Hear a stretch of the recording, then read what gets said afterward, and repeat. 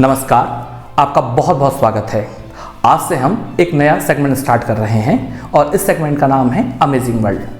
Amazing world के अंतर्गत हम वर्ल्ड की जितनी भी अमेजिंग चीज़ें हैं, चाहे वो किसी भी सब्जेक्ट से रिलेटेड हों, हम आप तक पहुंचाएंगे और उनको एक इंटरेस्टिंग वे में पहुंचाने का ये लाभ होगा कि हमें वो ठीक से याद हो जाएंगी। तो आज हम पहले एपिसोड में एक ऐसे सन के राजा के बारे में बात करने वाले हैं जिसकी एक सन की योजना के कारण दिल्ली शहर उजड़ गया।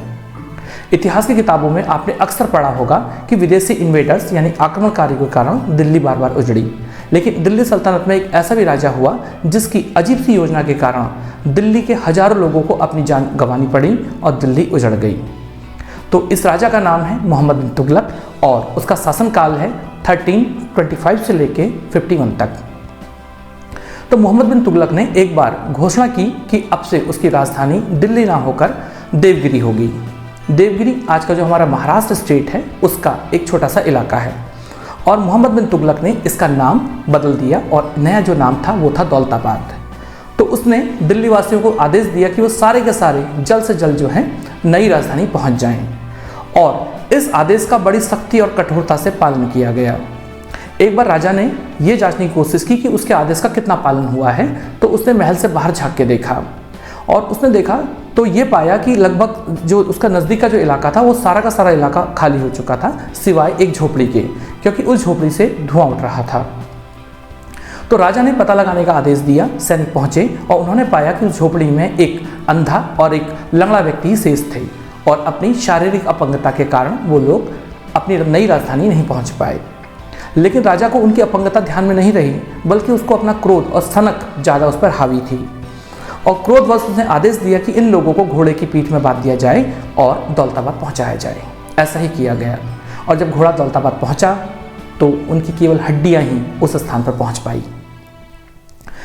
तो राजा ने अपनी इस योजना के लिए पूरे चाक चौबंद किया था अपनी ओर से। उसने तमाम जो है जितने भी कार्य हो सकते थे वो सभी किए। उसने रास्ते के दोनों ओर जो हजारों मील का रास्ता था, खाने पीने की व्यवस्था की आदि आदि जो उससे संभव थी।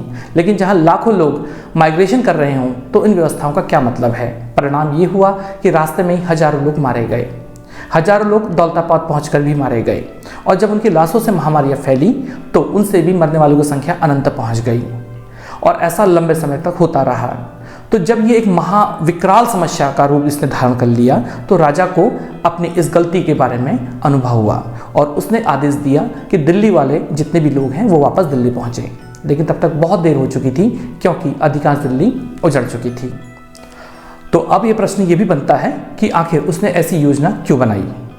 तो कुछ विद्वान ये कहते हैं कि वह एक सनकी राजा था और इसलिए लोग उसको गालियों भरे पत्र भेजते थे और उनसे बचने के लिए वह दक्षिण जाना चाहता था। इसी प्रकार कुछ लोगों का मानना ये है कि मंगोल आक्रमण के कारण वह दक्षिण जाना चाहता था। तो कुछ ये कहते हैं कि वह दक्षिण में इस्लाम का प्रचार करना चाहता था। कुछ का ये भी मानना है कि वह राज्य के बीचों बीच में अपनी राजधानी बनाना चाहता था। खैर, कारण कुछ भी हो, लेकिन ये अवश्य कहा जा सकता है कि उसकी योजना में बुद्धिमत्ता का प्रयोग तो बिल्कुल भी नहीं किया गया था और इसके पीछे एक जिद और अदूरदर्शिता थी, जिसका परिणाम ये हुआ कि दिल्ली उजड़ गई और हजारों लोगों को अपनी जान गंवानी पड़ी। तो ये था एक मूर्ख राजा जिसकी मूर्खता का जो परिणाम है उसकी जनता ने भुगता।